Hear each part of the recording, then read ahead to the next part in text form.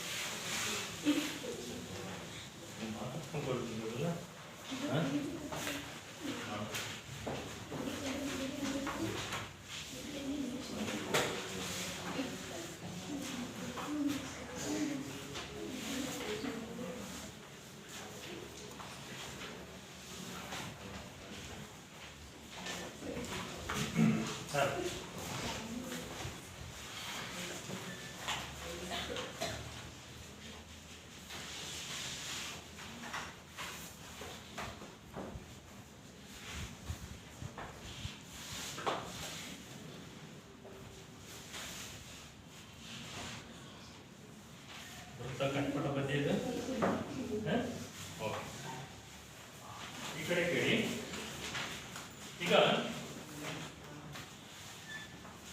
ನಿಮಗೆ ನಮ್ಮ ಸುತ್ತಮುತ್ತಲಿರ್ತಕ್ಕಂತಹ ಪರಿಸರದಲ್ಲಿ ನಾವು ಎಷ್ಟೋ ಜೀವಿಗಳನ್ನ ಕಾಣ್ತೀವಿ ಹೌದಾ ಎಷ್ಟೋ ಪ್ರಾಣಿಗಳನ್ನ ಪಕ್ಷಿಗಳನ್ನ ನೋಡ್ತಾ ಇರ್ತೀವಲ್ಲ ಅದರಲ್ಲಿ ಸಾಕು ಪ್ರಾಣಿಗಳು ಬೇರೆ ಇದಾವೆ ಸಾಕು ಪ್ರಾಣಿಗಳು ಬೇರೆ ಇದಾವೆ ಕಾಡು ಪ್ರಾಣಿಗಳು ಬೇರೆ ಇದಾವೆ ಸಾಕು ಪಕ್ಷಿಗಳು ಬೇರೆ ಇದಾವೆ ಕಾಡಿನಲ್ಲಿ ಇರ್ತಕ್ಕಂಥ ಪಕ್ಷಿಗಳು ಬೇರೆ ಬೇರೆ ಇದಾವೆ ಹಾಗಾದ್ರೆ ಕಾಡಿನಲ್ಲಿ ಇರ್ತಕ್ಕಂತಹ ಪ್ರಾಣಿಗಳು ಯಾವ್ಯಾವು ಅಂತ ಹೇಳ್ತೀವಿ ನೋಡೋಣ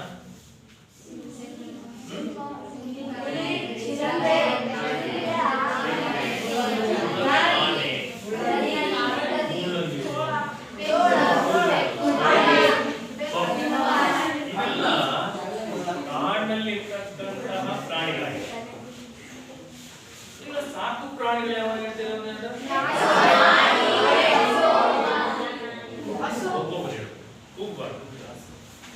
ನಾಯಿ, ಹಸು, ಕುರಿ, ಮೇಕೆ, ಮೊದಲು ಈ ರೀತಿ ಪ್ರಾಣಿಗಳನ್ನು ನಾವು ಸಾಕ್ತೀವಿ. ಅದೇ ರೀತಿ ಸಾಕು ಪಕ್ಷಿಗಳು ಯಾವಾಗ ನೋಡಿದ್ರೆ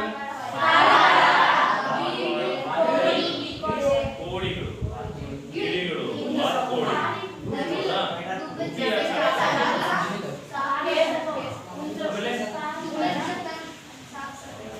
ನೋಡಿಲಿ. ಈಗ ಇವು ಸಾಕು ಪಕ್ಷಿಗಳು. ಇನ್ನು ಕಾಡಿನಲ್ಲಿರ್ತಕ್ಕಂತಹ ಅಥವಾ ನಾಡಿನಲ್ಲಿರ್ತಕ್ಕಂಥ ಕೆಲವೊಂದು ಸಾಕದೆ ಇರ್ತಕ್ಕಂಥ ಪಕ್ಷಿಗಳಿದಾವೆ, ಹೌದಾ? ಅಂತ ಪಕ್ಷಿಗಳು ಯಾರು ನೋಡಿದ್ರೆ ಕಾಗಿಗಳಂತೆ, ಗುರುಡಂತೆ, ಆಮೇಲೆ ಬೆಳ್ಳಕ್ಕಿಗಳು, ಹೆಜ್ಜಾಲೆ ಅಂತಾರೆ ಅಥವಾ ಬೆಳ್ಳಕ್ಕಿ ಅಂತ ಕರೀತಾರೆ, ಕೋಗಿಲೆಗಳು, ಕೆಂಬೂತ ನೋಡಿದ್ರೆ ಕೆಂಬೂತ ಪ್ರತಿಯೊಬ್ಬರು ನೋಡಿರ್ತೀರ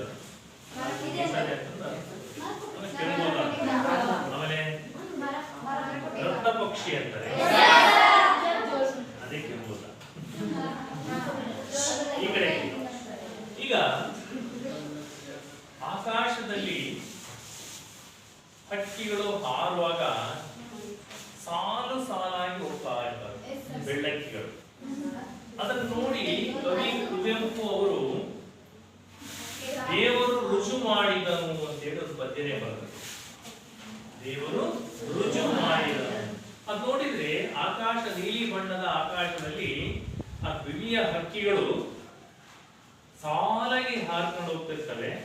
ಅದು ನೋಡಿದ್ರೆ ಪ್ರಕೃತಿಗೆ ಒಡೆಯನಾಗಿರ್ತಕ್ಕಂಥ ದೇವರು ಅವನೇ ಸಹಿ ಮಾಡಿದನ, ಆಕಾಶ ಎನ್ನುವ ಆಳೆಯ ಮೇಲೆ ಸಹಿ ಮಾಡಿದನೇನು ಅನ್ನೋ ರೀತಿಯಲ್ಲಿ ಕಂಡು ಕವಿ ಕುವೆಂಪು ಅವರಿಗೆ.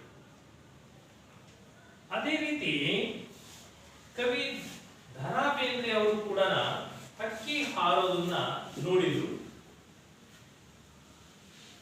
ಅದನ್ನ ಅವರ ದೃಷ್ಟಿಯಲ್ಲಿ ಯಾವ ರೀತಿ ಕಾಣ್ತು ಅಂತಂದ್ರೆ ಆ ಹಕ್ಕಿ ಹೇಗಿತ್ತು, ಆ ಹಕ್ಕಿ ಹಾರೋದು ಯಾವ ರೀತಿ ಕಾಣ್ತು ಅನ್ನೋದನ್ನ ಅವರು ಒಂದು ಕವನದ ಮೂಲಕ ವ್ಯಕ್ತಪಡಿಸ್ತಾರೆ. ಆ ಕವನ ಹಕ್ಕಿ ಹಾರುತ್ತಿದೆ. ಇವತ್ತು ನಾವು ಹಕ್ಕಿ ಹಾರುತ್ತಿದೆ ನೋಡಿದ ಪದ್ಯಭಾಗವನ್ನ ನೋಡೋಣ.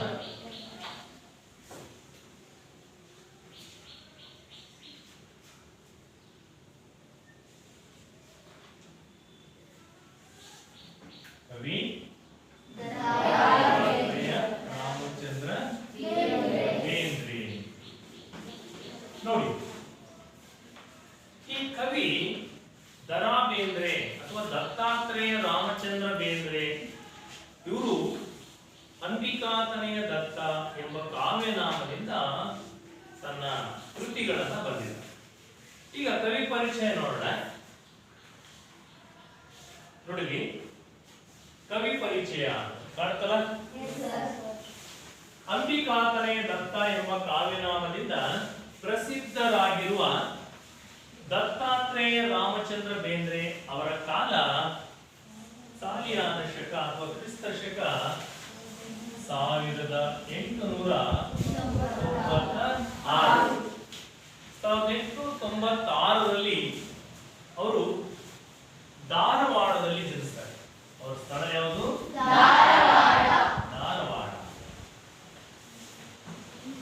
ಧಾರವಾಡದಲ್ಲಿ ಜನಿಸ್ತಾರೆ. ನವೋದಯ ಕಾಲದ ಪ್ರಮುಖ ಕವಿಗಳಾಗಿರ್ತಕ್ಕಂತಹ ಇವರು ಹಲವಾರು ಕೃತಿಗಳನ್ನ ರಚನೆ ಮಾಡಿದ್ದಾರೆ. ಅದರಲ್ಲಿ ಮೇಘದೂತ, ಗಂಗಾವತರಣ, ಹಾಗೆಯೇ ಸೂರ್ಯಪಾನ, ನಗೆಯ ಹೊಗೆ, ಆಮೇಲೆ ಇನ್ನು ಹಲವಾರು ಕೃತಿಗಳನ್ನ ರಚಿಸಿದ್ದಾರೆ. ದತ್ತಾತ್ರೇಯ ರಾಮಚಂದ್ರ ಬೇಂದ್ರೆ ಅವರು ಹಲವಾರು ಕೃತಿಗಳನ್ನ ರಚನೆ ಮಾಡಿದ್ದಾರೆ. ಅವುಗಳಲ್ಲಿ ಪ್ರಮುಖವಾಗಿರ್ತಕ್ಕಂಥವು ಅಂತಂದ್ರೆ ಮೇಘದೂತ,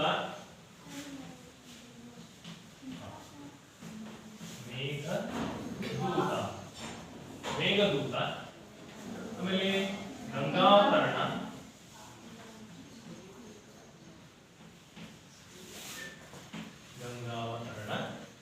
ಸೂರ್ಯಪಾನ, ನಗೆಯ ಹೊಗೆ, ಆಮೇಲೆ ಇನ್ನೂ ಮುಂತಾದಂತಹ ಕೃತಿಗಳನ್ನ ರಚಿಸಿದ್ದಾರೆ. ಅವರು ಬರೆದಿರ್ತಕ್ಕಂತಹ ಅರಳು ಮರಳು ಎನ್ನುವ ಕವನ ಸಂಕಲನಕ್ಕೆ ಅರಳು ಮರಳು ಎನ್ನುವ ಕವನ ಸಂಕಲನಕ್ಕೆ ಕೇಂದ್ರ ಸಾಹಿತ್ಯ ಅಕಾಡೆಮಿ ಪ್ರಶಸ್ತಿ ಕೂಡ ದೊರೆತಿದೆ. ಅಂದ್ರೆ ದ.ರಾ. ಬೇಂದ್ರೆ ಅವರು ಬರೆದಿರ್ತಕ್ಕಂತಹ ಅರಳು ಮರಳು ಎನ್ನುವ ಕವನ ಸಂಕಲನಕ್ಕೆ ಕೇಂದ್ರ ಸಾಹಿತ್ಯ ಅಕಾಡೆಮಿ ಪ್ರಶಸ್ತಿ ದೊರೆತಿದೆ. ಅರಳು ಮರಳು ಅಂತಕ್ಕಂಥ ಕವನ ಸಂಕಲನ ಇದು. ಆಮೇಲೆ ಇದಕ್ಕೆ ಅವರಿಗೆ ಕೇಂದ್ರ ಸಾಹಿತ್ಯ ಅಕಾಡೆಮಿ ಪ್ರಶಸ್ತಿ ಕೂಡ ದೊರೆತಿದೆ. ಆಮೇಲೆ ಅವರು ಬರೆದಿರ್ತಕ್ಕಂತಹ ನಾಲ್ಕು ತಂತಿ ಎನ್ನುವ ಕವನ ಸಂಕಲನಕ್ಕೆ ನಿಮಗೆಲ್ಲ ಗೊತ್ತಿದೆ, ನಾಲ್ಕು ತಂತಿ ಅನ್ನುವ ಈ ಕವನ ಸಂಕಲನಕ್ಕೆ ಜ್ಞಾನಪೀಠ ಪ್ರಶಸ್ತಿ ದೊರೆತಿದೆ. ಜ್ಞಾನಪೀಠ ಪ್ರಶಸ್ತಿ ಸಿಕ್ಕಿದೆ. ಹಾಗಾದ್ರೆ ಈ ಜ್ಞಾನಪೀಠ ಪ್ರಶಸ್ತಿ ಪಡೆದಿರ್ತಕ್ಕಂತ ಇತರೆ ಕವಿಗಳು ಯಾರಾದ್ರೂ ಗೊತ್ತಿದೆ ನಿಮ್ಗೆ? ಯಾರಾದ್ರೂ ಹೇಳಿ ನೋಡೋಣ. ಕುವೆಂಪು, ಆಮೇಲೆ ದ.ರಾ. ಬೇಂದ್ರೆ, ಒಬ್ರೊಬ್ರು ನಿಂತ್ಕೊಂಡು ಒಬ್ರು ಹೇಳಿ, ಗುಂಪನ್ನ ಕೂಗ್ಬೇಡಿ. ನಿಂತ್ಕೊಂಡು ಹೇಳೋಣ. ಯಾರಾದ್ರೂ ನಿಂತ್ಕೊಂಡು. ವಾಸ್ತು ವೆಂಕಟೇಶ ಅಯ್ಯಂಗಾರ್, ವಿಕ್ರು ಗೋಕಾಕ್, ಯು ಆರ್ ಅನಂತಮೂರ್ತಿ, ಚಂದ್ರಶೇಖರ ಕಂಬಾರ, ಗಿರೀಶ್ ಕಾರ್ನಾಡ್. ಹೀಗೆ ನಮ್ಮ ಕನ್ನಡ ಭಾಷೆಗೆ ಒಟ್ಟು 8 ಜ್ಞಾನಪೀಠ ಪ್ರಶಸ್ತಿಗಳು ದೊರೆತಿದ್ದಾವೆ. 8 ಜ್ಞಾನಪೀಠ ಪ್ರಶಸ್ತಿಗಳು ದೊರೆತಿದ್ದಾವೆ. ಅರ್ಥ ಆಗ್ತಾ ಇರೋದು? ನಮ್ಮ ಕನ್ನಡ ಭಾಷೆಗೆ 8 ಜ್ಞಾನಪೀಠ ಪ್ರಶಸ್ತಿಯನ್ನು ದೊರಕುವಂತಹ ಅಷ್ಟ ದಿಗ್ಗಜ ಕವಿವರಿಯರಿದ್ದಾರೆ. ಅವರಲ್ಲಿ ಈ ದ.ರಾ. ಬೇಂದ್ರೆ ಕೂಡ ಹೌದು. ಅಂಬಿಕಾತನೆಯ ದತ್ತ ಎಂಬ ಕಾವ್ಯನಾಮದಿಂದ ಬೃಹತ್ ಕೃತಿಗಳನ್ನು ಬರೆದಿದ್ದಾರೆ. ಅಷ್ಟಲ್ಲದೆ ಇವರಿಗೆ ಭಾರತ ಸರ್ಕಾರದ ಪದ್ಮಶ್ರೀ ಪುರಸ್ಕಾರಕ್ಕೆ ಇವರು ಭಾಜನರಾಗಿದ್ದಾರೆ. ಪದ್ಮಶ್ರೀ ಪ್ರಶಸ್ತಿ ಕೂಡ ಇವರಿಗೆ ದೊರೆತಿದೆ. ಆಮೇಲೆ 1943ರಲ್ಲಿ ಶಿವಮೊಗ್ಗದಲ್ಲಿ ನಡೆದಂತಹ 27ನೆಯ ಕನ್ನಡ ಸಾಹಿತ್ಯ ಸಮ್ಮೇಳನದ ಅಧ್ಯಕ್ಷತೆಯ ಪಟ್ಟ ಇವರಿಗೆ ಸಿಕ್ಕಿತು.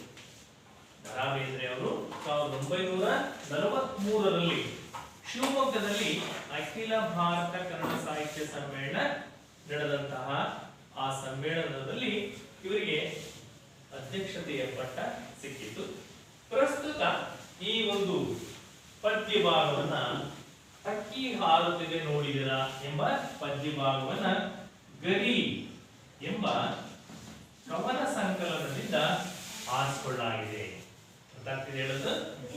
ಈ ಒಂದು ಪದ್ಯ ಭಾಗವನ್ನ ಗರಿ ಎಂಬ ಕವನ ಸಂಕಲನದಿಂದ ಆರಿಸಿಕೊಳ್ಳಲಾಗಿದೆ.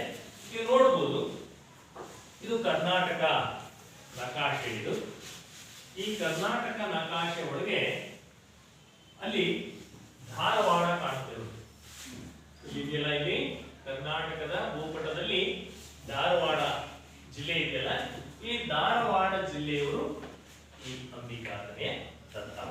ಅರ್ಥ ಇದೆಯಾ? ಮುಂದಕ್ಕೆ ಹೋಗೋಣ. ನೋಡಿ, ಅವರ ಒಂದು ಭಾವಚಿತ್ರವನ್ನು ನೀವು ನೋಡಬಹುದು. ದ.ರಾ. ಬೇಂದ್ರೆ, ಅಂಬಿಕಾತನೆಯ ದತ್ತ. ಬೇಂದ್ರೆಯವರ ಸಾಧನಕೇರಿಯ ಮನೆ ಧಾರವಾಡದಲ್ಲಿರ್ತಕ್ಕಂತಹ ಸಾಧನಕೇರಿ ಅಂತಕ್ಕಂತಹ ಒಂದು ಸಾಧನಕೇರಿ ಅಂತಕ್ಕಂತಹ ಒಂದು ಓಣಿ.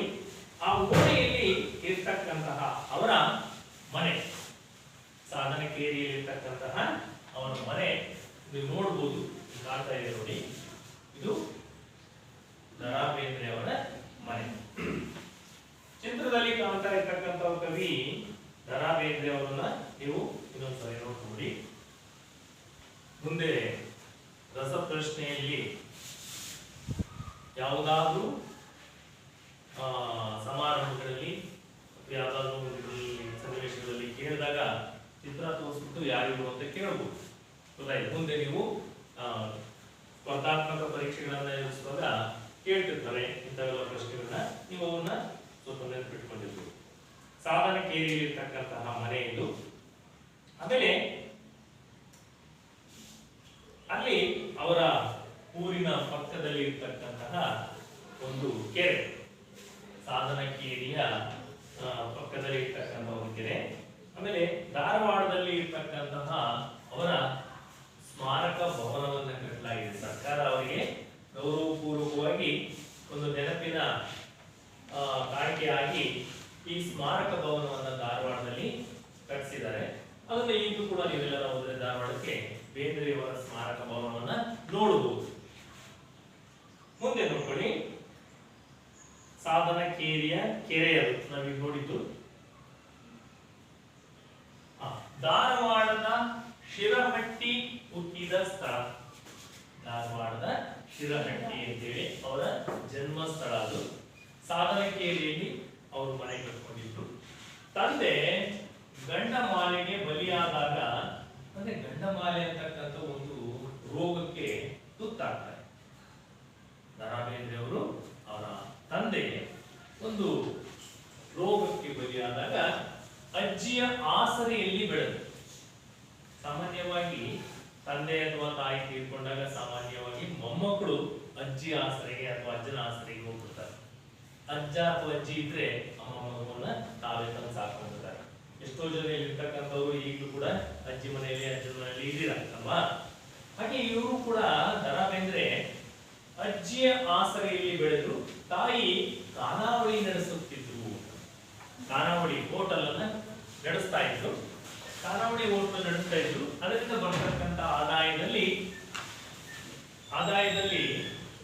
ಜೀವನವನ್ನ ನಡೆಸ್ತಾ ಇದ್ರು. ಅಜ್ಜಿಯನ್ನು ಸತಾಯಿಸಿದ ದತ್ತಾತ್ರೇಯ, ಸಣ್ಣ ಮಕ್ಕಳು ಸಾಮಾನ್ಯವಾಗಿ ಅಜ್ಜ ಅಜ್ಜಿ ಹತ್ರ ಬಹಳ ಪ್ರಿಯಾಗಿರ್ತಾರಲ್ಲ, ಹಾಗೆ ಇವರು ಕೂಡ ಅಜ್ಜಿಯನ್ನು ಸತಾಯಿಸಿದ್ರು. ತಮ್ಮ ರಾಹುವಿನಿಂದ ಅಜ್ಜಿಗೆ ಕ್ಷಮಾಪಣೆ ಕೇಳುವಿಕೆ. ಶಾಲೆಗೆ ಸಮಯಕ್ಕೆ ಸರಿಯಾಗಿ ಹೋಗದ ದತ್ತಾತ್ರೇಯ, ನೀವು ಶಾಲೆಗೆ ಸರಿಯಾಗಿ ಹೋಗ್ತಾ ಇರಲಿಲ್ಲ ಅಂತ. ಹಾಗಾಗಿ ಬರೀ ಆಟ, ಕರಡಿ ಕುಣಿತ ಮತ್ತೆ ದೊಂಬರ ಕುಣಿತ ನೋಡುವುದರಲ್ಲಿ ಕಾಲ ಕಳೆಯುತ್ತಿದ್ದಂತಹ ಬೇಂದ್ರೆಯವರು. ಅವರಿಗೆ ಈ ಜನಪದ ಕಲೆಗಳು ಅಂತಂದ್ರೆ ಬಹಳ ಆಸಕ್ತಿ. ದೊಂಬರ ಕುಣಿತ, ದೊಂಬರಾಟ ಅಂತ ನೋಡಿ ಸಾಮಾನ್ಯ ಹಳ್ಳಿ ಕಡೆ ಬರ್ತದೆ. ಉತ್ತರ ಕರ್ನಾಟಕದಲ್ಲಿ ಯಥೇಚ್ಛವಾಗಿ ಜನಪದ ಕಲೆಗಳನ್ನು ನಾವು ಕಾಣ್ತೀವಿ. ಆ ದೊಂಬರ ಕುಣಿತ ನೋಡುವುದರಲ್ಲಿ ಕಾಲ ಕಳೆಯುತ್ತಿದ್ದಂತಹ ಬೇಂದ್ರೆಯವರು ಬೆಳಗಾವಿಯಲ್ಲಿ ನಡೆದಂತಹ ಕನ್ನಡ ಸಾಹಿತ್ಯ ಸಮ್ಮೇಳನದಲ್ಲಿ 32ನೇ ವಯಸ್ಸಿನಲ್ಲಿ ಮೊದಲ ಬಾರಿಗೆ ಹಕ್ಕಿ ಹಾರುತ್ತಿದೆ ನೋಡಿದರ ಎನ್ನುವ ಕವನವನ್ನ ವಾಚನ ಮಾಡಿದರು. 32ನೇ ಕನ್ನಡ ಸಾಹಿತ್ಯ ಸಮ್ಮೇಳನ ಎಲ್ಲಿ ಬೆಳಗಾವಿನಲ್ಲಿ ನಡೀತು.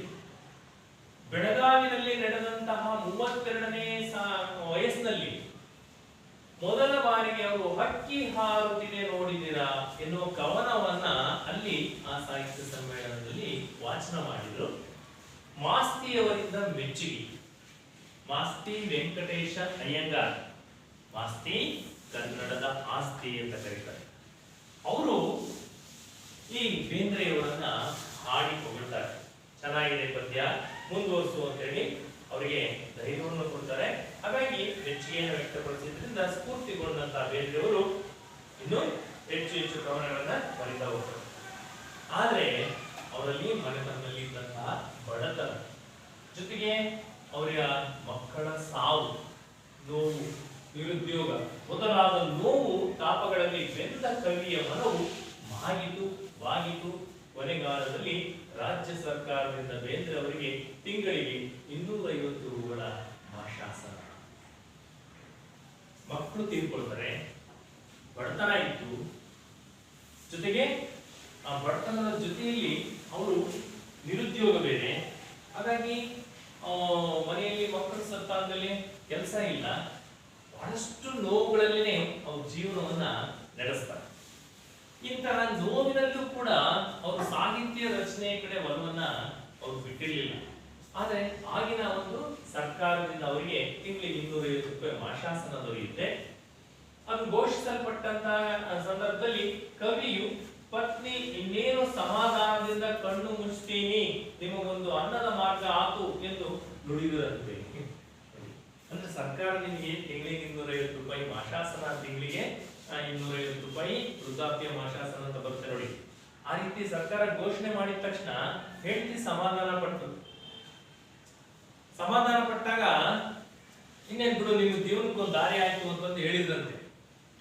ಆದ್ರೆ ಮುಂದೇನಾಯ್ತು ನೋಡಿ, ಆ ಹೆಂಡತಿ ಹೇಳಿದ ತಕ್ಷಣ ಅವ್ರು ಸಮಾಧಾನ ಇದ್ರು. ನನ್ಗೆ ಏನಾಯ್ತು ಅಂತಂದ್ರೆ ಇಲ್ಲಿ ನಾನು ಇಲ್ಲೊಂದು ಅಂಶವನ್ನು ಬಿಟ್ಬಿಟ್ಟೆ, ಕೇಳಿಸ್ಕೊಳ್ಳಿ. ಮಕ್ಕಳ ಸಾವು ನೋವು ಅಂತಿದೆ. ಮಗ ಸತ್ತೋಗಿದ್ದಾನೆ ಯಾವುದೋ ಒಂದು ಸಂದರ್ಭದಲ್ಲಿ. ಆ ಮಗ ಸತ್ತಂತ ಸಂದರ್ಭದಲ್ಲಿ ದರಾ ಬೇಂದ್ರೆ ಅವರ ಹೆಂಡತಿ ಆ ಮಗನ ಹೆಣವನ್ನು ಇಟ್ಕೊಂಡು ಅಳ್ತಾ ಇದ್ದಾರೆ. ಆಗ ದರಾ ಬೇಂದ್ರೆ ಹೋಗಿ ಅವರು ಕೂಡ ಅಲ್ಲಿ ಪಕ್ಕಕ್ಕೆ ಕುತ್ಕೊಳ್ತಾರೆ. ಈ ಕಡೆ ಮಕ್ಕಳಿಗೆ ಎದುರಿಗೆ ಹೆಂಡತಿ ಇದ್ದಾರೆ. ಹೆಂಡತಿ ಅದು ದರಾ ಬೇಂದ್ರೆ ಮೌನವಾಗಿ ಕುತ್ಕೊಂಡಿದ್ದಾರೆ. ಆ ಸಂದರ್ಭದಲ್ಲಿ ಹೆಂಡತಿ ಇವ್ರ ಮುಖವನ್ನು ನೋಡ್ತಾರೆ. ಆಗ ಆ ಕ್ಷಣದಲ್ಲಿ ಅವರಿಗೆ ಒಂದು ಕವನ ಹೊಡೆಯುತ್ತಾರೆ. ನೀ ಹೀಂಗ ನೋಡಬೇಡ ನನ್ನ, ನೀ ಹೀಂಗ ನೋಡಿದರೆ ತಿರುಗಿ ನಾ ಹ್ಯಾಂಗ ನೋಡಲೇ ನಿನ್ನ ಅಂತೇಳಿ ಒಂದು ಕವನ ಅಲ್ಲೇ ರಚನೆ ಆಗುತ್ತೆ. ನಾವು ಅದನ್ನ ಈ ಹಾಸ್ಯಾಸ್ಪದವಾಗಿ ಆ ಕವನವನ್ನ ನಾವು ಹಾಡ್ತಾರೆ ಎಲ್ಲ ಕಾಲೇಜ್ ಹುಡುಗರು. ಅಲ್ಲಿ ಆ ಕವನ ಉಟ್ಕೊಂಡಿದ್ದು ಯಾವಾಗ ದರಾ ಬೇಂದ್ರೆ ಅವರ ಮಕ್ಕಳು ಸತ್ತಂತ ಸಂದರ್ಭದಲ್ಲಿ ಆ ಕವನವನ್ನ ಅವರು ರಚನೆ ಮಾಡ್ತಾರೆ. ಅಂದ್ರೆ ಇಲ್ಲಿ ಪ್ರತಿಯೊಂದು ಹಂತದಲ್ಲಿಯೂ ಕೂಡ ದರಾ ಬೇಂದ್ರೆ ಅವರು ಅವರ ಕವನ ಸ್ಫೂರ್ತಿ ಎಷ್ಟಿತ್ತು ಅನ್ನೋದಕ್ಕೆ ಇದೊಂದು ಉದಾಹರಣೆ ಆಗಿದೆ. ಹೋಗೋಣಾಗದೆ ಇದಿಷ್ಟು ದರಾ ಬೇಂದ್ರೆ ಅವರ ಜೀವನ ಚರಿತ್ರೆ. ಅದು ಇಲ್ಲಿ ಕಾಣ್ತಾ ಇರ್ತಕ್ಕಂಥದ್ದು ದರಾ ಬೇಂದ್ರೆ ಅವರ ಮನೆ. ಕಾಣ್ತಿದ್ಯಾ? ದರಾ ಬೇಂದ್ರೆ ಅವರ ಮನೆ ಇದು ನೋಡಿ. ಇಲ್ಲಿ ಆಗಿನ ಕಾಲದಲ್ಲಿ ಮಂಗಳೂರಿನ ಮನೆ ಎಷ್ಟು ಸುಂದರವಾಗಿದೆ. ಸ್ಥಾಪನೆ ಹಾಕಿದ ನೋಡಿ 4/1/1981 ಅಂತೀವಿ. ಅದನ್ನ ಸ್ಥಾಪನೆ ಮಾಡಿದ ಧಾರವಾಡ ಸ್ಥಾಪನೆ ಮಾಡಿದ್ದಾರೆ. ಆ ಮನೆಯನ್ನ ಕಾಣಬಹುದು. ಈ ಪದ್ಯ ಭಾಗದಲ್ಲಿ ಆಶಯ ಭಾವ ಏನು ಅನ್ನೋದು ಕೂಡ ಕೊಟ್ಟಿದ್ದಾರೆ ನೋಡಿ. ಪದ್ಯ ಭಾಗದ ಆಶಯ ಭಾವ, ಹಕ್ಕಿ ಹಾರುತ್ತಿದೆ ನೋಡಿದ್ದೀರಾ? ಇದು ದರಾ ಬೇಂದ್ರೆ ಅವರು ಬರೆದಿರ್ತಕ್ಕಂಥ ಗರಿ ಕವನ ಸಂಕಲನದಿಂದ ಆಯ್ದಂತಹ ಒಂದು ಪದ್ಯ ಭಾಗ. ಈ ಕವನದಲ್ಲಿ ಕವಿಯ ಆಶಯ ಏನು ಅನ್ನೋದು ಕೊಟ್ಟಿದ್ದಾರೆ ನೋಡಿ. ಗರಿ ಎನ್ನುವ ಕವನ ಸಂಕಲನದಿಂದ ಆರಿಸಿಕೊಳ್ಳಲಾಗಿದೆ. ಈ ಕವಿತೆಯಲ್ಲಿ ಕವಿ ಕಾಲದ ಗತಿಯನ್ನು ಹಾರುವ ಹಕ್ಕಿಯೊಂದಿಗೆ ಸಮೀಕರಿಸುವ ಪ್ರಯತ್ನವನ್ನು ಮಾಡಿದ್ದಾರೆ. ಹಕ್ಕಿ ಹಾರ್ತಾ ಇದೆಯಲ್ಲ, ಹಕ್ಕಿ ಅದರ ನೆಲದಿಂದ ಆಕಾಶ ಮಾರ್ಗವಾಗಿ ಹಾರುತ್ತೆ. ಆ ಹಾರದನ್ನ ನೋಡಿದಂತ ಕವಿಗೆ ಅವನ ಮನಸ್ಸಲ್ಲಿ ಏನಂತ ಅಂತಂದ್ರೆ ಕಾಲದ ಗತಿ ಅಂದ್ರೆ ಟೈಮ್, ಸಮಯ. ನೋಡಿ ಈಗ ಬೆಳಿಗ್ಗೆ 9:30ಗೆ ಕ್ಲಾಸಿಗೆ ಬಂದಿದ್ದೀನಿ, ಆದ್ರೆ ಸಮಯ ಯಾವ ರೀತಿ ಹೊರಡೋಯ್ತು ಅನ್ನೋದೇ ಗೊತ್ತಾಗಲಿಲ್ಲ. 1:30 ಗಂಟೆ ಆಗೋಗುತ್ತಲ್ಲ. ಈ 1:30 ಗಂಟೆ ಯಾವ ರೀತಿ ಉರುಳೋಯ್ತು ಅನ್ನೋದೇ ಗೊತ್ತಾಗುತ್ತೆ. ಹಂಗೆ ಕಾಲದ ಗತಿ ಅದಕ್ಕೆ ಈ ಸಮಯ ಅನ್ನೋದು ಉರುಳ್ತಾನೆ ಇರುತ್ತೆ. ಆ ಗತಿಗೆ ಈ ಹಕ್ಕಿ ಹಾರೋದನ್ನ ಹೋಲಿಕೆ ಮಾಡಿ ಸಮೀಕರಿಸುವ ಒಂದು ಪ್ರಯತ್ನವನ್ನು ಮಾಡಿದ್ದಾರೆ. ಇಲ್ಲಿ ಹಕ್ಕಿಯ ಹಾರುವಿಕೆ ಎಂಬ ಪ್ರಕೃತಿಯ ಸಹಜ ಕ್ರಿಯೆಯೊಂದಿಗೆ ಯುಗಗಳು ಉರುಳಿ ಹೊಸತನಕ್ಕೆ ತೆರೆದುಕೊಳ್ಳುವ ಸಂಕೇತವೂ ಆಗಿದೆ. ಅಂದ್ರೆ ಹಕ್ಕಿ ಹಾರುತ್ತೆ, ಅದು ಸಹಜ. ಹಕ್ಕಿಯ ಸ್ವಭಾವ, ಹಕ್ಕಿ ಹಾರೋದು ಅದರ ಸ್ವಭಾವ. ಹಕ್ಕಿ ಹಾರಲೇಬೇಕು, ಒಂದು ಪ್ರದೇಶದಿಂದ ಇನ್ನೊಂದು ಪ್ರದೇಶಕ್ಕೆ ಹೋಗ್ಲೇಬೇಕು. ಅದು ತನ್ನ ಮರಿಗಳಿಗೆ ಅಥವಾ ತಾನು ಬದುಕೋದಕ್ಕೆ ಅದು ಆಹಾರವನ್ನು ಹುಡುಕೊಂಡು ಹೋಗ್ಲೇಬೇಕು. ಆದ್ರೆ ಆ ಹಾರತಕ್ಕಂಥದ್ದು ಅದು ಪ್ರಕೃತಿ ನಿಯಮ ಅಲ್ವಾ? ಕೆಲವೊಂದು ನಿಯಮಗಳಿಲ್ಲ, ಪ್ರಕೃತಿಯ ನಿಯಮಗಳಿರ್ತಾರೆ. ಅವು ಹಾಗೇನೆ ಪ್ರತಿನಿತ್ಯ ನಡೀತಾನೆ ಇರ್ತಾರೆ. ಈಗ ಸೂರ್ಯ ಹುಟ್ಟೋದು, ಗಾಳಿ ಬೀಸೋದು, ಮಳೆ ಬರೋದು, ಹೌದಲ್ಲ, ಬಿಸಿಲು ಬೀಳೋದು, ಇವೆಲ್ಲ ಪ್ರಕೃತಿಯ ನಿಯಮಗಳು. ಅವು ಯಾವುದು ಕೂಡ ನಿಲ್ಲೋದಿಲ್ಲ. ಮನುಷ್ಯ ಬೇಕಾದ್ರೂ ತನ್ನ ಕೆಲಸಗಳನ್ನು ನಿಲ್ಲಿಸ್ತಾನೆ, ಬೇಸರಾದಾಗ ಅಂತದಲ್ಲಿ ನಿಲ್ಲಿಸ್ಬಿಡ್ತಾರೆ. ಆದ್ರೆ ಪ್ರಕೃತಿ ಯಾವತ್ತೂ ಕೂಡ ತನ್ನ ಕಾರ್ಯದಲ್ಲಿ ತನ್ನ ಕೆಲಸವನ್ನು ನಿಲ್ಲಿಸೋದಿಲ್ಲ. ಹಾಗೆ ಈ ಹಕ್ಕಿ ಹಾರೋದನ್ನ ಸಮಯ ಅಥವಾ ಈ ಕಾಲದ ಗತಿಗೆ ಸಮೀಕರಿಸಿ ಈ ಕವಿ ಪದ್ಯವನ್ನು ಬರೆದಿದ್ದಾರೆ. ಅಂದ್ರೆ ಅದು ಉರುಳು ಹೋಗ್ತಾ ಇರುತ್ತೆ, ಕಾಲ ನಿಲ್ಲೋದಿಲ್ಲ. ಕಾಲವನ್ನು ಹಿಡಿಯೋರು ಯಾರು ಇಲ್ಲ ಅಂತ ಕೇಳಿರ್ಬೋದು ನೀವು ಹಾಡನ್ನು. ಹಾಗಾಗಿ ಕಾಲವನ್ನು ಹಿಡಿಯೋದಕ್ಕೆ ಯಾರಿಗೂ ಸಾಧ್ಯ ಇಲ್ಲ. ಆದ್ರೆ ಅದು ಉರುಳಿ ಹೋದಂತೆಲ್ಲ ಯುಗ ಯುಗಗಳು ಸಾಗಿದ್ರು ಕೂಡ ಎಷ್ಟೋ ನೋಡಿಗ ನೀವೆಲ್ಲ ಹುಟ್ಟಿ ಈಗಾಗಲೇ ಸುಮಾರು 14-15 ವರ್ಷ ಆಯ್ತು. ಎಷ್ಟು ಬೇಗ ನೀವು 14-15 ವರ್ಷ ಕಳೆದ್ಬಿಟ್ರಿ ಅಲ್ಲ, ಗೊತ್ತೇ ಆಗೋದಿಲ್ಲ. ಹಾಗೆ ಯುಗ ಯುಗಗಳು ಕಳೆದ್ರು ಕೂಡ ಅದು ಪ್ರಕೃತಿ ನಿಯಮ ಹಾಗೇನೆ ಮುಂದುವರಿತಾ ಇದೆ. ಹುರುಳಿ ಹೊಸತನಕ್ಕೆ ತೆರಳುವಂತಹ ಸಂಕೇತವೂ ಆಗಿದೆ. ಅದನ್ನ ಈ ಕವಿ ಪಕ್ಷಿ ಹಾರದನ್ನ ಅದನ್ನ ಕಾಲ ಪಕ್ಷಿ ಅಂತ ಕರೀತಾರೆ. ಕಾಲ ಪಕ್ಷಿಯ ಹೊಡೆತಕ್ಕೆ ಮಾನವ ಪ್ರಪಂಚದಲ್ಲಾಗುವ ವಿಸ್ಮಯವನ್ನು ಅಮೂರ್ತ ಕಲ್ಪನೆಯೊಂದಿಗೆ ಬಿಂಬಿಸುವುದೇ ಕವಿತೆಯ ಆಶಯವಾಗಿದೆ. ನೋಡಿ, ಇಲ್ಲಿ ಕಾಲ ಬದಲಾವಣೆ ಆದಂತೆಲ್ಲ, ಉರುಳಿ ಹೋದಂತೆಲ್ಲ ಪ್ರಕೃತಿಯಲ್ಲಿ ಹಲವಾರು ಬದಲಾವಣೆಗಳಾಗ್ತವೆ. ಉದಾಹರಣೆಗೆ ಭೂಕಂಪಗಳಾಗ್ತವೆ, ಪ್ರವಾಹ ಬರುತ್ತೆ, ಹೌದಾ? ಆಮೇಲೆ ಕಳೆದ ಬಾರಿ 2019ರಲ್ಲಿ ಕೋವಿಡ್ ಬಂತು ಅಲ್ವಾ? ಹೀಗೆ ಈ ಕಾಲದ ಹೊಡೆತಕ್ಕೆ ಮನುಷ್ಯ ಏನಾಗ್ತಾನೆ, ತತ್ತರಿಸ್ತಾನೆ. ಆ ಪ್ರಪಂಚದಲ್ಲಿ ಆಗ್ತಕ್ಕಂಥ ವಿಸ್ಮಯಗಳು, ಇವೆಲ್ಲ ಅದ್ಭುತಗಳು, ವಿಸ್ಮಯಗಳು ಅಂತ. ಈ ವಿಸ್ಮಯಕ್ಕೆ ಮನುಷ್ಯ ಹೊಂದಾಣಿಕೆ ಮಾಡ್ಕೊಂಡು ಹೋಗ್ಬೇಕೆ ವಿನಃ ಅದರ ವಿರುದ್ಧವಾಗಿ ಇರೋದಕ್ಕೆ ಸಾಧ್ಯ ಇಲ್ಲ. ಅದನ್ನೇ ಇಲ್ಲಿ ಆ ಅಮೂರ್ತ ಕಲ್ಪನೆಯೊಂದಿಗೆ ಬಿಂಬಿಸ್ತಿರ್ತಕ್ಕಂತಹ ಒಂದು ಕವಿತೆನೆ ಇದರ ಒಂದು ಆಶಯ ಆಗಿದೆ. ನೋಡೋಣ ಈ ಪದ್ಯ ಭಾಗದಲ್ಲಿ ಕವಿ ಏನ್ ಹೇಳಿದ್ದಾರೆ, ಯಾವ ಉದಾಹರಣೆ ಕೊಟ್ಟಿದ್ದಾರೆ ಅಂತಂದೇಳಿ. ಈ ಕಾಡ್ತಕ್ಕಂಥ ಅಕ್ಷರಗಳೇನಿದ್ದಾವೆ ಇವು ಕವಿ ಬೇಂದ್ರೆ ಅವರು ಬರೆದಿರ್ತಕ್ಕಂತಹ ಹಸ್ತ ಅಕ್ಷರಗಳು.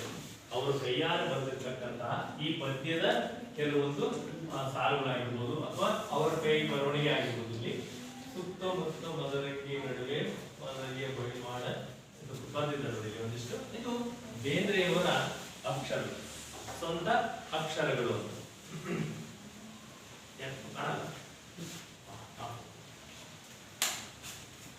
ನೆಕ್ಸ್ಟ್ ನೋಡಿ, ಈ ಪದ್ಯ ಭಾಗದಲ್ಲಿ ಬಂದಿರತಕ್ಕಂತಹ ಕೆಲವೊಂದು ಪದಗಳ ಅರ್ಥ ಕೂಡ ಕೊಟ್ಟಿದ್ದಾರೆ ನೋಡಿ.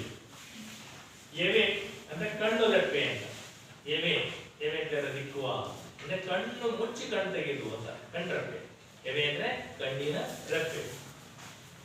ತಿಂಗಳು ತಿಂಗಳು ತಿಂಗಳು ಅಂತೇಳಿ ಚಂದ್ರನಿಗೆ ತಿಂಗಳು ಅಂತ ಕರೀತಾರೆ. ಇನ್ನೊಂದು ಹೆಸರು ಇದೆ, ಚಂದ್ರನಿಗೆ ತಿಂಗಳು ಅಂತ. ಯಾಕೆ ತಿಂಗಳು ಅಂತಾರೆ? ತಿಂಗಳು ಬೆಳದಿಂಗಳು ಬೆಳಕು ಬರೋದು ಒಂದು ತಿಂಗಳಾಗುತ್ತೆ. ಅವನಿಗೆ ತಿಂಗಳು ಊರು ಅಂತಾರೆ. ಅಂದ್ರೆ ಚಂದ್ರಲೋಕಕ್ಕೆ ತಿಂಗಳ ಊರು. ಚಂದ್ರನಿಗೆ ಇನ್ನೊಂದು ಹೆಸರೇ ತಿಂಗಳು. ಒಕ್ಕಿ, ತೆನೆಯಿಂದ ಕಸ ಕಡ್ಡಿಯನ್ನ ಬೇರ್ಪಡಿಸೋದಕ್ಕೆ ತೆನೆ ಒಕ್ಕಿ ಅಂತಾರೆ. ಒಕ್ಕೋದು, ಒಕ್ಕ ಕಾಣಂತಾರೆ ನೋಡಿ. ಅಂದ್ರೆ ಕಾಳಿನಲ್ಲಿ ಸೇರ್ಪಡೆ ಆಗಿರ್ತಕ್ಕಂತಹ ಕಸ ಕಡ್ಡಿ ಧೂಳು ಕಲ್ಲು ಮಣ್ಣು ಇರುತ್ತಲ್ಲ, ಅದನ್ನೆಲ್ಲ ಒಂದು ರಾಶಿ ಮಾಡಿ ಮರದಲ್ಲಿ ತಗೊಂಡು ತೂರ್ತಾರೆ ಗಾಳಿ, ಗೊತ್ತಾಯ್ತು? ಅದಾದ್ಮೇಲೆ ನೆಲದಲ್ಲಿ ನಡ್ಕೊಂಡು ಆ ಕಸ ಕಡ್ಡಿನೆಲ್ಲ ತೆಗಿತಾರೆ. ಅದಕ್ಕೆ ತೆನೆ ಹೊಕ್ಕಿ ಅಂತ ಕರೀತಾರೆ. ನರೆ, ನರೆ ಅಂತಂದ್ರೆ ಬಿಳಿಯ ಬಣ್ಣ. ಕೂದಲೆಲ್ಲ ವಯಸ್ಸಾದ್ಮೇಲೆ ನರ್ತೋಗುತ್ತಂದ್ರೆ ಬಿಳಿ ಬಣ್ಣ ತಿರುಗಿಬಿಡುತ್ತೆ, ಗೊತ್ತಾಯ್ತು? ನರೆ ಅಂದ್ರೆ ಬಿಳಿ ಬಣ್ಣ. ಕೆನೆ, ಕೆನೆ ಅಂದ್ರೆ ಕೆಂಪು ಬಣ್ಣ. ಕೆನೆ ಕೆಂಪು ಬಣ್ಣ. ಬೆಳ್ಳಿ, ಶುಕ್ರನಿಗೆ ಇನ್ನೊಂದು ಹೆಸರು ಬೆಳ್ಳಿ ಅಂತ. ಚಂದ್ರನಿಗೆ ಇನ್ನೊಂದು ಹೆಸರು, ಶುಕ್ರನಿಗೆ ಇನ್ನೊಂದು ಹೆಸರು ಗಾವುದ. ಗಾವುದ ಅಂದ್ರೆ ದೂರವನ್ನು ಅಳೆಯುವಂತ ಒಂದು ಮಾಪನ. ದೂರವನ್ನ ಅಳೆಯುವ ಮಾಪನಕ್ಕೆ ನಾವು ಗಾವುದ ಅಂತ ಕರಿತೀವಿ. 12 ಮೈಲಿಯ ಅಂತರಕ್ಕೆ ನೋಡಿ ಗಾವುದ ದೂರವನ್ನು ಅಳೆಯಬೇಕಾದದ್ದು. ಬ್ರಹ್ಮಾಂಡ ಅಂದ್ರೆ ಜಗತ್ತು ಅಂತ. ಜಗತ್ತು ಅಂತ ನಾವೇನ್ ತಿಳ್ಕೊಂಡಿದ್ವಿ? ವಿಶ್ವ ಅಂದ್ರೆ ಜಗತ್ತು ಅನ್ಕೊಳ್ತೀವಿ, ವಿಶ್ವ ಅಥವಾ ಪ್ರಪಂಚ ಅನ್ಕೊಳ್ತೀವಿ. ಆದ್ರೆ ಇಲ್ಲಿ ಜಗತ್ತು ಅಂತಂದ್ರೆ ವಿಶಾಲ ಅರ್ಥವನ್ನು ಹೊಂದಿರತಕ್ಕಂಥದ್ದು. ಇಲ್ಲಿ ಬ್ರಹ್ಮಾಂಡ, ಸೌರಯೂಹ ಇದೆಯಲ್ಲ ಅದಿಷ್ಟು ಸೇರಿದೆ ಅದು ಬ್ರಹ್ಮಾಂಡ. ಪ್ರಮಾಣ, 4 ಹರಿದಾರಿ, ಮನ್ವಂತರ ಅಂದ್ರೆ ಪರಿವರ್ತನೆ ಕಾಲ ಅಂತೇಳಿ. 12 ಮೈಲಿಗಳ ಅಂತರಕ್ಕೆ ಅಲ್ಲಿ ಗಾಮದ ಅಂತ ಕರೀತಾರೆ, ಅಥವಾ 4 ಒದಿದಾರೆ. ಮುಕ್ಕಿ ಗಬಗಬನೆ ತಿನ್ನೋದು ಅಂತ. ಕೆಲವು ಹೊಟ್ಟೆ ಹಸಿವಾದಾಗ ಊಟಕ್ಕೆ ಬಿಟ್ಬಿಟ್ರೆ ಸುಮ್ಮನೆ ಗಬಗಬ ತಿಂತಿರ್ತಾರೆ. ಅಂದ್ರೆ ಮನುಷ್ಯ ಸ್ವಾರ್ಥಕ್ಕೆ ಬಲಿಯಾದಾಗ ಯಾವುದನ್ನು ನೋಡೋದಿಲ್ಲ, ಎಲ್ಲವನ್ನೂ ಬಾಚಿ ಬಡ್ದು ಇಟ್ಕೊಂಡ್ಬಿಡ್ತಾನೆ ಅಂತ. ಗಬಗಬ ತಿಂದು ಬಿಡ್ತಾರಲ್ಲ ಆ ರೀತಿಯಲ್ಲಿ ಮುಕ್ಕಿ ಗಬಗಬ ತಿನ್ನೋದು. ತಿಂಗಳ ನೋಡಿ, 20 ತಿಂಗಳ ಅಂದ್ರೆ ಚಂದ್ರ. ಹೊನ್ನ ಅಂದ್ರೆ ಹಳದಿ ಬಣ್ಣ, ಬಂಗಾರದಂತ ಬಣ್ಣಕ್ಕೆ ಹೊನ್ನ ಬಣ್ಣ ಅಂತೇಳಿ ಕರೀತಾರೆ. ಈರುಳ್ಳಿ ನೋಡ್ಕೊಳ್ಳಿ ಪದ್ಯ.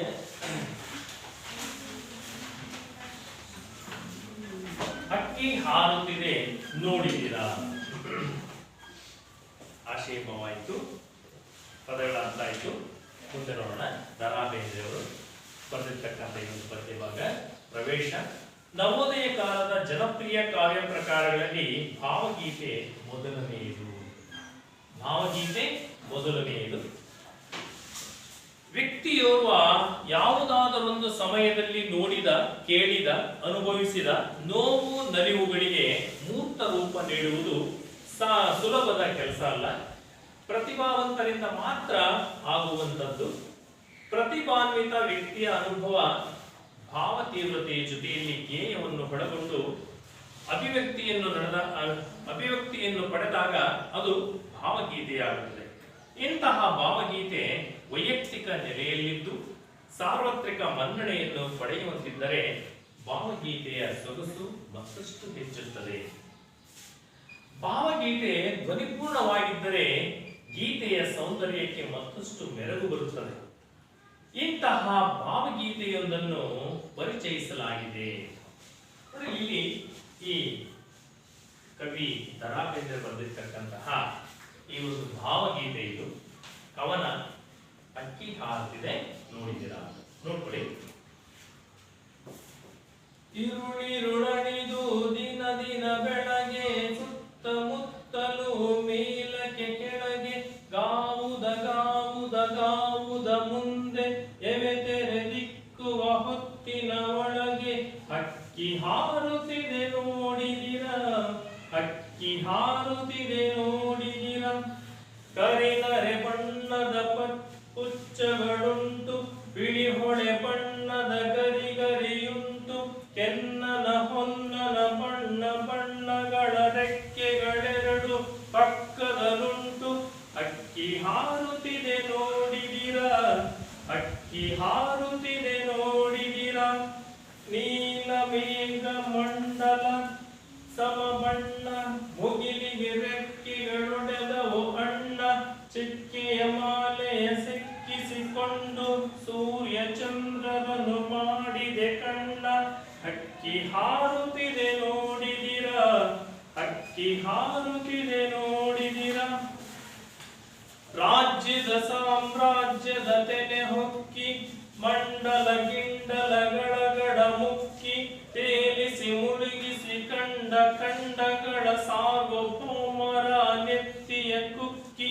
ಹಕ್ಕಿ ಹಾರುತ್ತಿದೆ ನೋಡಿದಿರ. ಹಕ್ಕಿ ಹಾರುತ್ತಿದೆ ನೋಡಿದಿರ. ಯುಗ ಯುಗಗಳ ಹಣೆ ಬರಹವ ಒರೆಸಿ, ಮನ್ವಂತರಗಳ ಭಾಗ್ಯವ ತೆರಸಿ, ರೆಕ್ಕೆಯ ಬೀಸುತ್ತ ಚೇತನಗೊಳಿಸಿ, ಹೊಸಗಾಲದ ಹಸು ಮಕ್ಕಳ ಹರಸಿ. ಹಕ್ಕಿ ಹಾರುತ್ತಿದೆ ನೋಡಿದಿರ. ಹಕ್ಕಿ ಹಾರುತ್ತಿದೆ ನೋಡಿದಿರ. ಬೆಳ್ಳಿಯ ಹಳ್ಳಿಯ ಮೇರೆಯ ಮೀರಿ, ತಿಂಗಳಿನೂರಿನ ನೀರನು ಹೀರಿ, ಆಡಲು ಹಾಡಲು ಹಾರಾಡಲು ಮಂಗಳ ಲೋಕದ ಅಂಗಳ ಕೇರಿ. ಹಕ್ಕಿ ಹಾರುತ್ತಿದೆ ನೋಡಿದಿರ. ಹಕ್ಕಿ ಹಾರುತ್ತಿದೆ ನೋಡಿದಿರ. ಮುಟ್ಟಿದೆ ದಿಗ್ಬಂಡಲಗಳ ಅಂಚ, ಆಚೆಗೆ ಚಾಚಿದೆ ತನ್ನೆಯ ಕೊಂಚ. ಬ್ರಹ್ಮಾಂಡಗಳನ್ನು ಒಡೆಯಲು ಎಂದು ಬಲ್ಲರು ಯಾರ ಹಾಕಿದ ಹೊಂಚ. ಹಕ್ಕಿ ಹಾರುತ್ತಿದೆ ನೋಡಿದಿರ. ಹಕ್ಕಿ ಹಾರುತ್ತಿದೆ ನೋಡಿದಿರ. ಮತ್ತೆ ಕೇಳಿಸ್ಕೊಂಡಲ್ಲ? ಯಾರಾದ್ರೂ ಹೇಳ್ತೀರಾ ಈಗ ಒಂದ್ಸಲಿ? ಹೇಳಿ ನೋಡೋಣ. ನೀವು ಬಂದ ಹಾಗೆ ಹೇಳಿ. ಹೇಳಪ್ಪ ಯಾರಾದ್ರು, ನಾನು ಹೇಳ ಹುಡುಗರು ಹೇಳಪ್ಪ.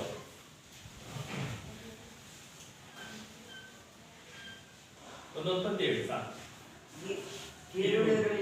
ಈರುಳಿರುಳಣಿದು ಈರುಳಿರುಳದಿದು ದಿನ ದಿನ ಬೆಳಗ್ಗೆ ಸುತ್ತಮುತ್ತಲು ಮೇಲಕ್ಕೆ ಕೆಳಗೆ ಗಾವುದ ಗಾವುದ ಗಾವುದ ಮುಂದೆ ಎವೆದರೆ ದಿಕ್ಕುವ ಹೊತ್ತಿನ ಒಳಗೆ ಹಕ್ಕಿ ಹಾರುತ್ತಿದೆ ನೋಡಿದಿರಾ, ಹಕ್ಕಿ ಹಾರುತ್ತಿದೆ ನೋಡಿದಿರಾ. ಕರಿನೆರೆ ಬಣ್ಣದ ಪುಚ್ಚಗಳುಂಟು, ಬಿಳಿ ಒಳೆ ಬಣ್ಣದ ಗರಿಗರಿಯುಂಟು, ಕೆನ್ನನ ಒಂದನ್ನ ಬಣ್ಣ ಬಣ್ಣಗಳ ರೆಕ್ಕೆಗಳೆರಡು ಪಕ್ಕದಲ್ಲುಂಟು. ಹಕ್ಕಿ ಹಾರುತ್ತಿದೆ ನೋಡಿದಿರಾ, ಹಕ್ಕಿ ಹಾರುತ್ತಿದೆ ನೋಡಿದಿರಾ. ನೀಲ ಮೇಘ ಮಂಡಲ ಸಮಬಣ್ಣ, ಮುಗಿಲಿಗೆ ರೆಕ್ಕೆಗಳೊಡೆದವು ಹಣ್ಣ. ಚಿಕ್ಕೆಯ ಮಾಲೆಯ ಸೆಕ್ಕಿಸಿಕೊಂಡು ಸೂರ್ಯಚಂದ್ರನು ಮಾಡಿದೆ ಕಣ್ಣ. ಹಕ್ಕಿ ಹಾರುತ್ತಿದೆ ನೋಡಿದಿರಾ, ಹಕ್ಕಿ ಹಾರುತ್ತಿದೆ ನೋಡಿದಿರಾ. ರಾಜ್ಯದ ಸಾಮ್ರಾಜ್ಯದ ನೆಕ್ಸ್ಟ್ ಇಲ್ಲಿ ಹೆಣ್ಮಕ್ಳು ಯಾರಾದ್ರು ಬೇಗ, ಟೈಮ್ ಇಲ್ಲ, ಟೈಮ್ ವೇಸ್ಟ್ ಮಾಡಬೇಡಿ, ಬೇಗ ಬೇಗ ಹೇಳ. ರಾಜ್ಯದ ಸಾಮ್ರಾಜ್ಯದ ತೆನೆ ಹೊಕ್ಕು ಮಂಡಲ ಗಿಂಡಗಳ ಮಂಡಲ ಗಿಂಡಲ ಗಣಮುಖಿ ಸೇರಿಸಿ ಮುಳುಗಿಸಿ ಕಂಡ ಕಂಡಗಳ ಸಾರ್ವಭೌಮರ ನೆತ್ತಿಯ ಕುಕ್ಕಿ. ಹಕ್ಕಿ ಹಾರುತ್ತಿದೆ ನೋಡಿದಿರ, ಯುಗಯುಗಗಳ ಹಣೆ ಬರಹ ಬರಿಸಿ ಮನ್ವಂತರಗಳ ಭಾಗ್ಯವ ತೆರೆಸಿ ರೆಕ್ಕೆಗೆ ಬೀಸುತ್ತ ಚೇತನಗೊಳಿಸಿ ಹೊಸಗಾಲದ ಹಸು ಮಕ್ಕಳ ಅರಸಿ. ಹಕ್ಕಿ ಹಾರುತ್ತಿದೆ ನೋಡಿದಿರ, ಹಕ್ಕಿ ಹಾರುತ್ತಿದೆ ನೋಡಿದಿರ. ನೆಕ್ಸ್ಟ್ ನೋಡಿ, ಈ ಪದ್ಯವನ್ನ ಒಂದ್ಸರಿ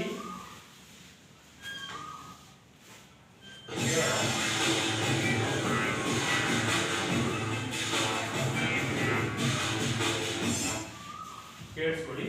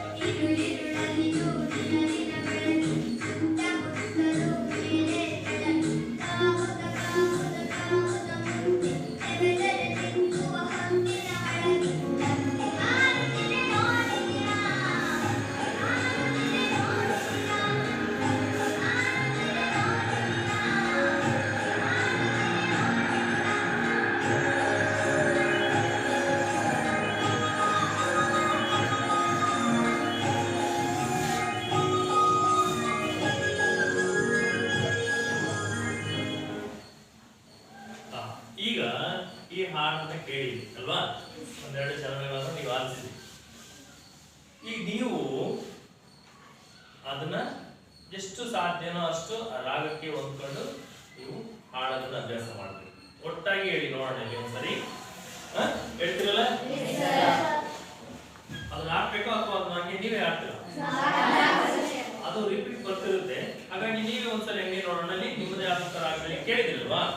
ಹೇಳಿ, ನಾನು ನಿಮ್ ಜೊತೆ ಪ್ರಯತ್ನ ಮಾಡ್ತೇನೆ. ಈರುಳಿರುಳಡಿದು ದಿನ ದಿನ ಬೆಳಗಿ ಸುತ್ತಮುತ್ತಲು ಮೇಲಗೆ ಕೆಳಗೆ ಗಾವುದ ಗಾವುದ ಗಾವುದ ಮುಂದೆ ಬೇರೆ ಬೇರೆ ದಿಕ್ಕುವ ಹೊತ್ತಿನ ಒಳಗೆ ಅಕ್ಕಿ ಹಾರುತ್ತಿದೆ ನೋಡಿದಿರಾ, ಅಕ್ಕಿ ಹಾರುತ್ತಿದೆ ನೋಡಿದಿರಾ, ಅಕ್ಕಿ ಹಾರುತ್ತಿದೆ ನೋಡಿದಿರಾ, ಅಕ್ಕಿ ಹಾರುತ್ತಿದೆ ನೋಡಿದಿರಾ. ಕರಿಗರೆ ಬಣ್ಣದ ಕುಚ್ಚಗಳುಂಟು, ಬಿಳಿ ಹೊಳೆ ಬಣ್ಣದ ಗರಿ ಗರಿ ಉಂಟು, ಕೆನ್ನೆಯ ಹೊನ್ನನ ಬಣ್ಣ ಬಣ್ಣಗಳ ರೆಕ್ಕೆಗಳೆರಡು ಪಕ್ಕದಲ್ಲುಂಟು. ಅಕ್ಕಿ ಹಾರುತ್ತಿದೆ ನೋಡಿದಿರಾ, ಅಕ್ಕಿ ಹಾರುತ್ತಿದೆ ನೋಡಿದಿರಾ, ಅಕ್ಕಿ ಹಾರುತ್ತಿದೆ ನೋಡಿದಿರಾ, ಅಕ್ಕಿ ಹಾರುತ್ತಿದೆ ನೋಡಿದಿರಾ. ನೀಲ ಮೇಘ ಬಂದರ ಸಮಬಣ್ಣ, ಮುಗಿಲಿಗೆ ರೆಕ್ಕೆಗಳೊಡೆದು ಬಣ್ಣ, ಚಿತ್ರೆಯ ಮಾಲೆ ಸಿಕ್ಕಿಸಿಕೊಂಡು ಸೂರ್ಯ ಚಂದ್ರನು ಮಾಡಿದೆ ಬಣ್ಣ. ಅಕ್ಕಿ ಹಾರುತ್ತಿದೆ ನೋಡಿದಿರಾ, ಅಕ್ಕಿ ಹಾರುತ್ತಿದೆ ನೋಡಿದಿರಾ, ಅಕ್ಕಿ ಹಾರುತ್ತಿದೆ ನೋಡಿದಿರಾ, ಅಕ್ಕಿ ಹಾರುತ್ತಿದೆ ನೋಡಿದಿರಾ. ಈಗ ಈ 3 ಚರಣಗಳನ್ನ ನೀವು ಹಾಡಿದ್ರಿ ಅಲ್ವಾ? ಈಗ ನಿಮಗೆ 1 ನಿಮಿಷ ಟೈಮ್ ಕೊಡ್ತೇನೆ. ಇನ್ನೊಂದ್ಸರಿ ಆ 3 ಚರಣಗಳನ್ನ ನೋಡ್ಕೊಳ್ಳಿ. ನಾನೊಂದಷ್ಟು ಪ್ರಶ್ನೆ ಕೇಳ್ತೇನೆ, ಉತ್ತರ ಹೇಳಿ. ಏನು ಅರ್ಥ ಮಾಡ್ಕೊಂಡಿದ್ದೀರ ಅಂತೇಳಿ ಮನಸ್ಸಲ್ಲಿ ಓದ್ಕೊಳ್ಳಿ.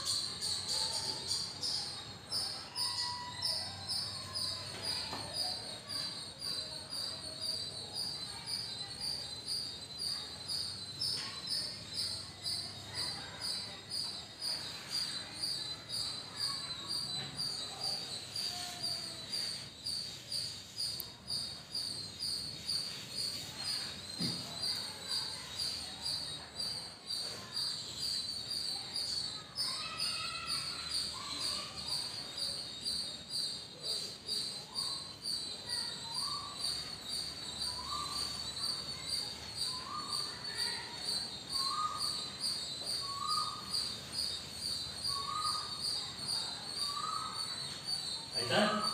ಓಕೆ, ಈಗ ನೋಡೋಣ.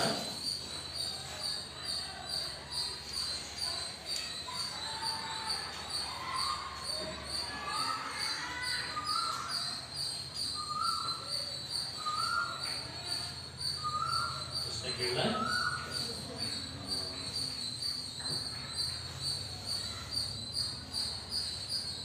ಈ ಕಡೆ ಕೇಳಿ. ಈಗ ಮೊದಲ ಒಂದು 3 ಚರಣಗಳನ್ನ ನೀವು ಹಾಡಿದ್ರಿ, ಮನಸ್ಸಲ್ಲಿ ಓದ್ಕೊಂಡ್ರಿ, ಪುಸ್ತಕ ಎಲ್ಲ ಮುಚ್ಚಿಡಿ.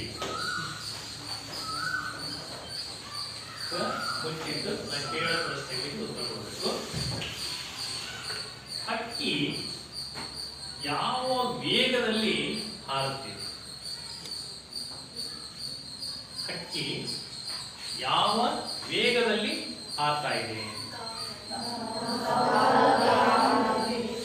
ಗಾವುದ ಗಾವುದ ಅದು ದೂರ ಆಯ್ತು.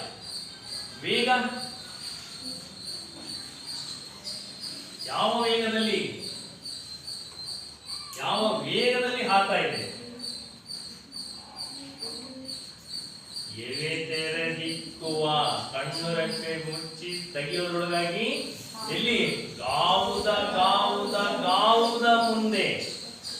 ಕಣ್ಣು ಮುಚ್ಚಿ ಕಣ್ಣು ತೆಗೆಯೋದ್ರೊಳಗಾಗಿ ಹಲವಾರು ಮೈಲಿಗಳ ದೂರದ ವೇಗದಲ್ಲಿ ಹಾರ್ತಾ ಇದೆ ಹಕ್ಕಿ. ಅರ್ಥ ಆಗ್ತಿದ್ಯಾ? ಹಕ್ಕಿ ಹಾರ್ತಾ ಇದೆ. ಯಾವ ರೀತಿ? ಕಣ್ಣು ರೆಪ್ಪೆ ಮುಚ್ಚಿ ತೆಗೆಯೊಳಗಾಗಿ. ಎವೆ ತೆರೆದಿಕ್ಕುವ. ಎವೆ ಅಂದ್ರೆ ಕಣ್ಣು ರೆಪ್ಪೆ. ಕಣ್ಣು ರೆಪ್ಪೆ ಮುಚ್ಚಿ ತೆಗೆಯೊಳಗಾಗಿ ಹೆಂಗಾಡಿದೆ? ಗಾವುದ ಗಾವುದ ಗಾವುದ ಮುಂದೆ. ಕಣ್ಣು ಮುಚ್ಚಿ ಕಣ್ಣು ತೆಗೆಯೊಳಗಾಗಿ ಹಲವಾರು ಮೈಲಿಗಳ ದೂರದಲ್ಲಿ ವೇಗದಲ್ಲಿ ಹಾರ್ತಾ ಇದೆ.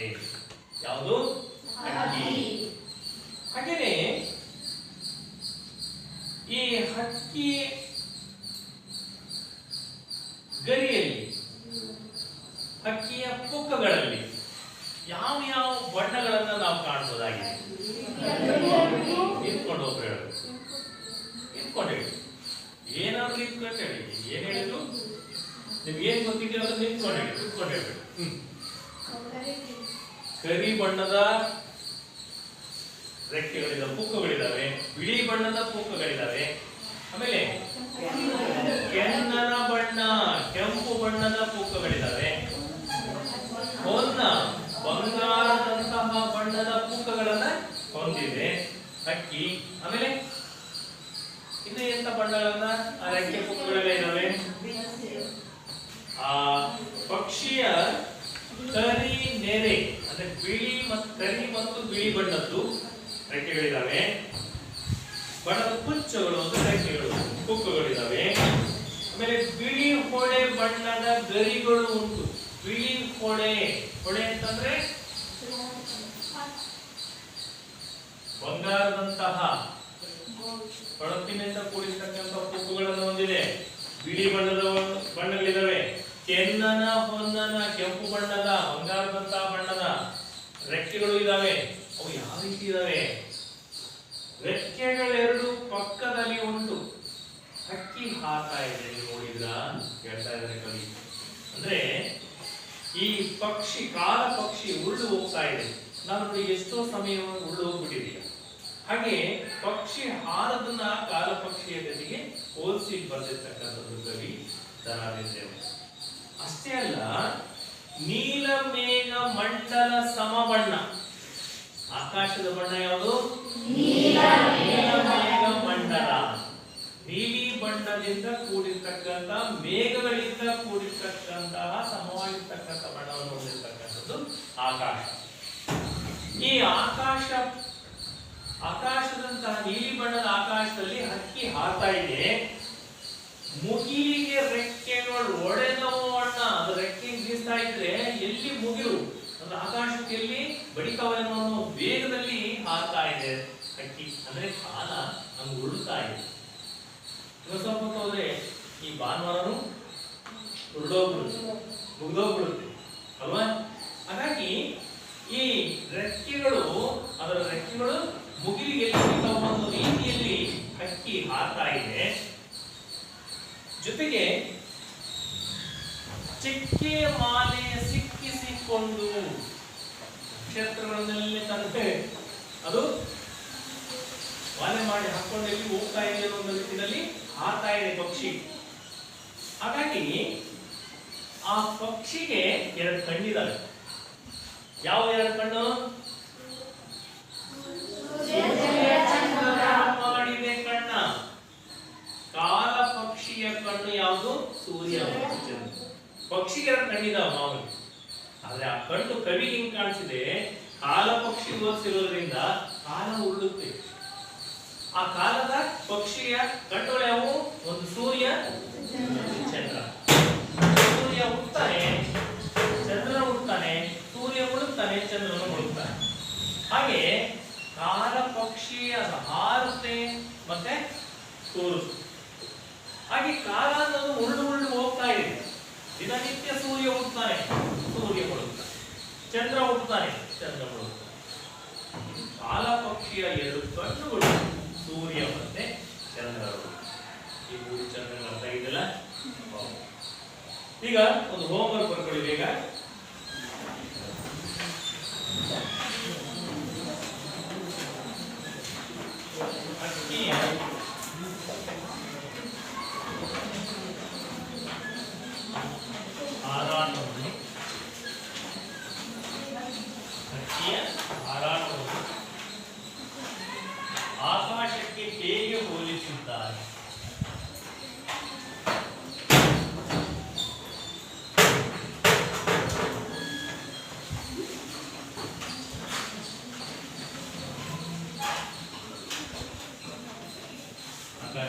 ಹೇಗೆ ಹೋಲಿಸಿದ್ದಾರೆ. ಆಯ್ತಲ್ಲ? ಇನ್ನು ಮುಂದಿನ ಭಾಗವನ್ನ ಮುಂದಿನ ತರಗತಿಯಲ್ಲಿ ನೋಡೋಣ.